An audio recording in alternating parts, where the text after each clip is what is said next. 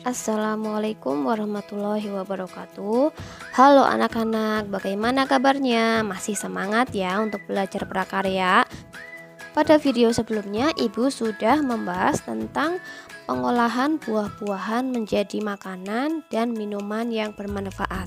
Untuk video yang kelima ini, Ibu akan membahas tentang teknik pengolahan pangan, proses pembuatan pangan, penyajian hingga pengemasan pengolahan pangan dari hasil samping buah.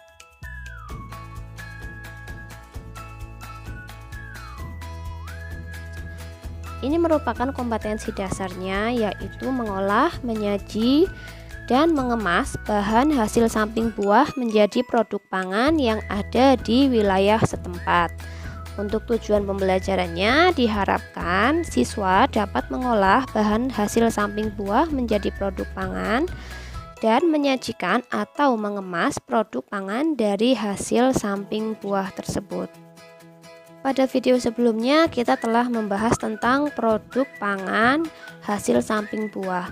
Ternyata hasil samping buah itu tidak sepenuhnya dapat dibuang saja, namun bisa juga dimanfaatkan menjadi sebuah produk yang berkualitas.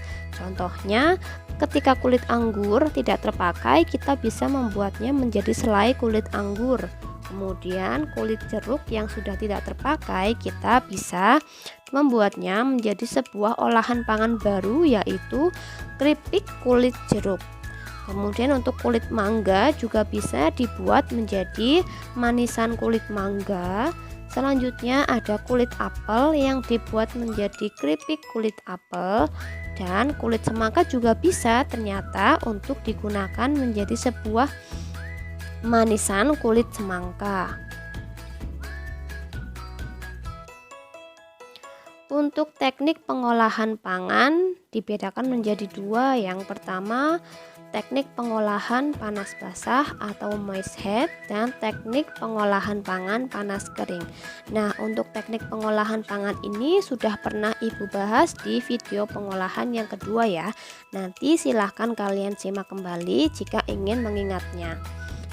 Jadi mari kita ingat lagi ya anak-anak, bahwa teknik pengolahan pangan panas basah atau mash heat itu menggunakan bahan dasar cairan untuk mematangkan makanannya dengan tidak melebihi suhu didihnya.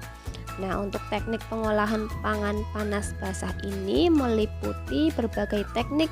Di antaranya ada teknik merebus atau boiling, teknik merebus menutup bahan pangan atau poaching, teknik merebus dengan sedikit cairan atau braising, teknik menyetup atau menggulai atau nama lainnya teknik stewing, kemudian teknik mengukus atau steaming, kemudian ada teknik mendidih atau simmering, serta teknik mengetim.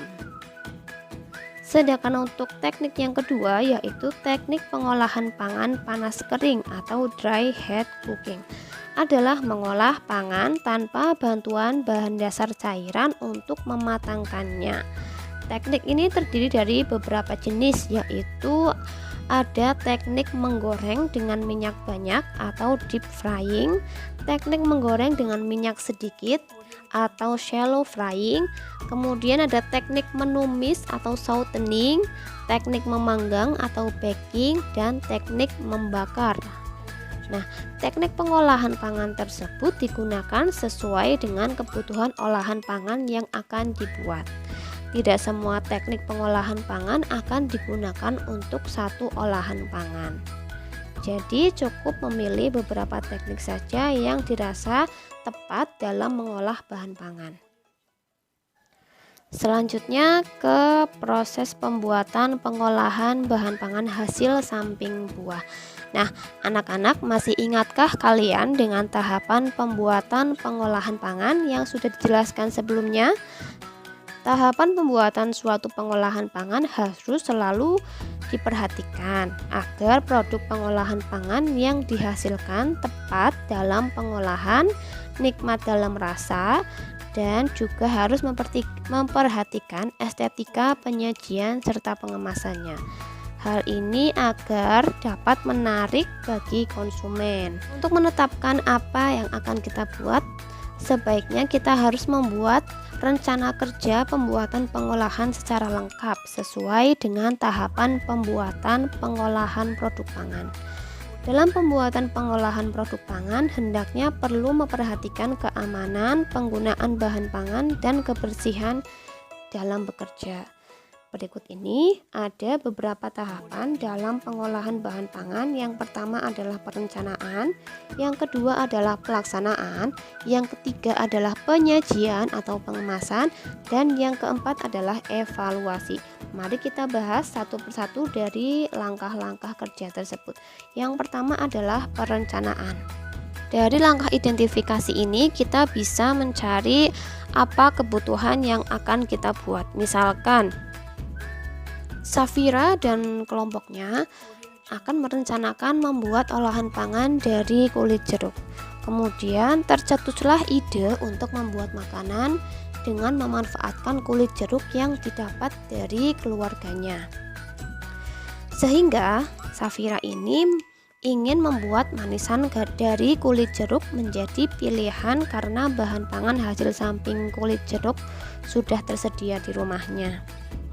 Kemudian pada proses pelaksanaan, tahap yang harus dilalui adalah tahap persiapan alat dan bahan. Nah, ada bahan yang diperlukan untuk membuat manisan kulit jeruk, yaitu diantaranya ada air sekitar 500 ml, 100 gram gula, dan 2 buah jeruk yang diambil kulitnya.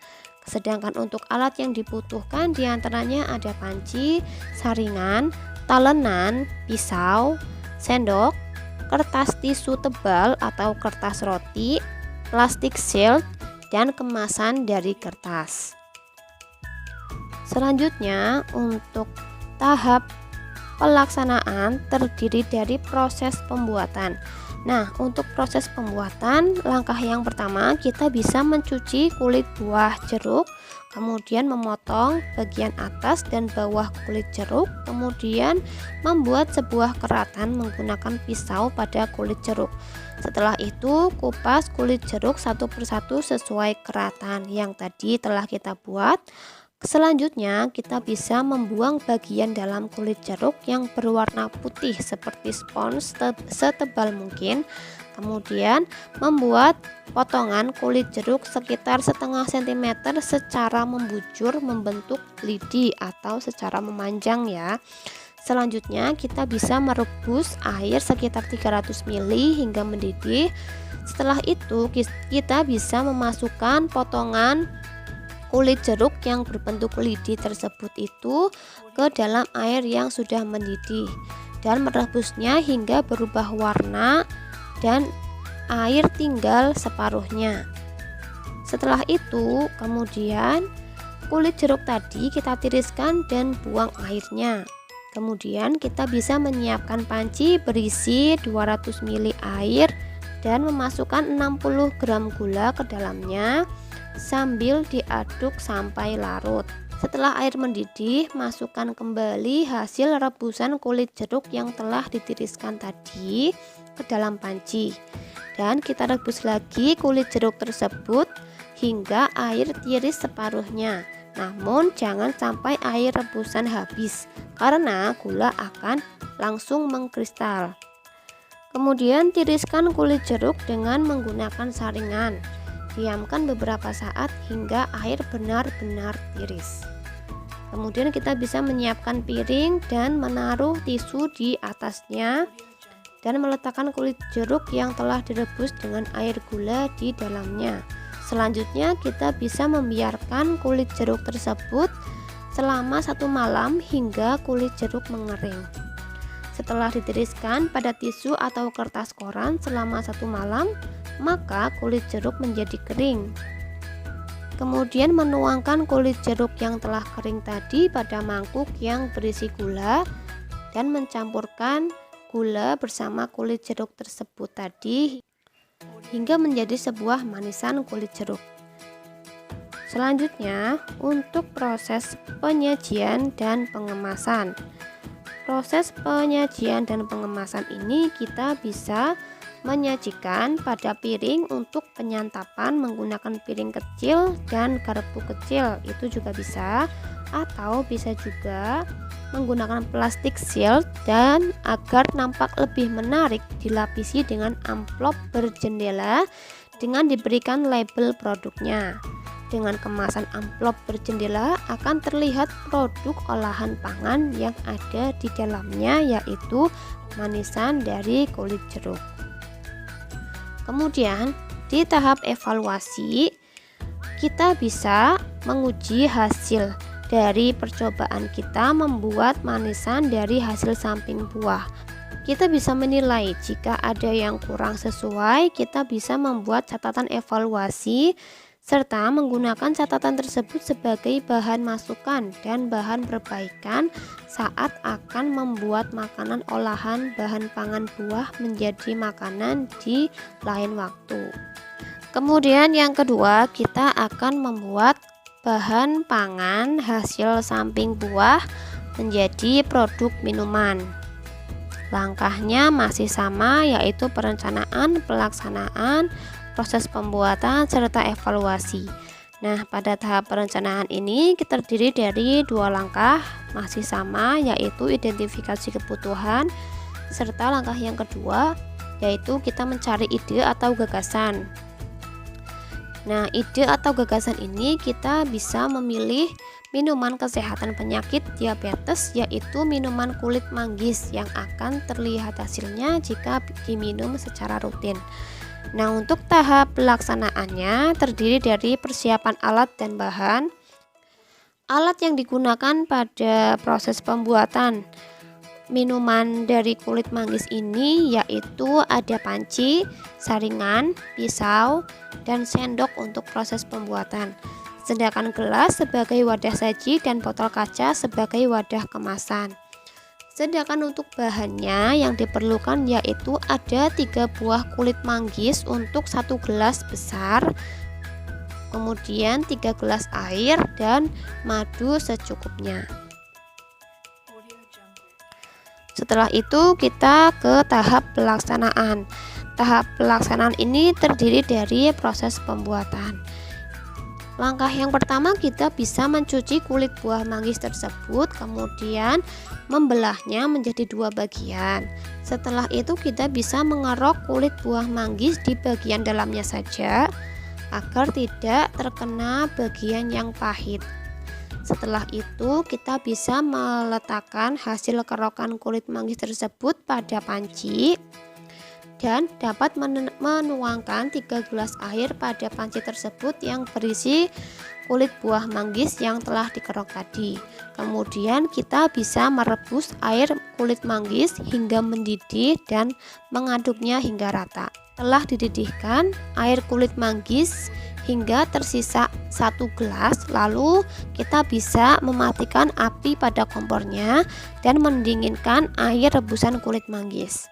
Setelah itu kita bisa menuang air kulit manggis yang telah dingin pada gelas dengan cara disaring menggunakan saringan minuman. Kemudian untuk menambah rasa kita bisa menambahkan madu secukupnya agar minuman kulit manggis tidak terasa begitu pahit dan akan lebih enak. Untuk proses penyajiannya kita bisa menuangkan air rebusan kulit buah manggis tersebut kepada gelas yang memiliki kaki dan menyiapkan juga es batu jika ingin meminumnya dalam keadaan dingin. Untuk proses pengemasannya bisa menggunakan gelas plastik atau botol. Nah, pada kegiatan ini digunakan botol. Sebelum dikemas dengan botol, hendaknya botol terlebih dahulu disterilisasi agar minuman kulit manggis memiliki waktu simpan yang lebih tahan lama. Sedangkan di akhir pembuatan pengolahan bahan pangan dari kulit manggis, kita bisa mengevaluasi dengan meminta teman atau guru untuk merasakan hasil olahan kalian. Jika ada yang masih kurang sesuai, kita bisa membuat catatan evaluasi sebagai bahan masukan dan bahan perbaikan saat akan membuat minuman dari hasil samping buah lagi. Selanjutnya pada pembahasan yang terakhir yaitu proses penyajian dan pengemasan dari bahan pangan hasil samping buah. Nah, Penyajian dan pengemasan ini memegang peranan sangat penting dalam produksi pengolahan bahan pangan.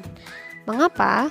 Karena dengan penyajian yang menarik dan unik dapat mendatangkan konsumen dan tertarik melihat dan membeli produk olahan pangan yang telah dijual. Kemasan yang baik tidak akan mempengaruhi rasa, tetapi memiliki kekuatan daya simpan produk olahan pangannya.